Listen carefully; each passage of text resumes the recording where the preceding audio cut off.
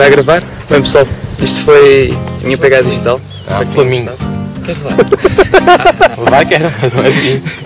Flamingo. Estás pronto, André? Estou pronto. Vamos para a 9. Até na casa. É o do António. É o do Fantástico, André. Na Kikas, quantas vezes?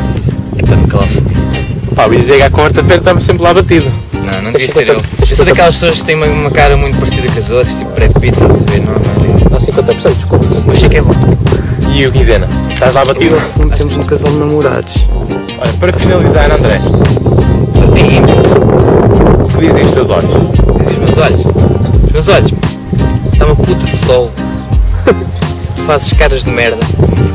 Tenho que controlar para não morrer. Temos um cabramento. Está sempre preto, caralho. Queres uma camisa outra vez? Foda-se. Já cortavas essa cadeira também. Estou branquinho hoje.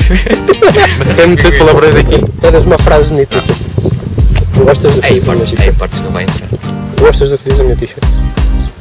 O homem fucking disse que não gosta disto. Espetacular. Pois é, dar. Mas queres falar, André? Ai, falar não tenho mais nada para falar. Basicamente está feito. Não pode? Deixa estar aí. Está bom, não sei. Basicamente está feito. Então vai agradecer, não é? Então correu, não correu, André?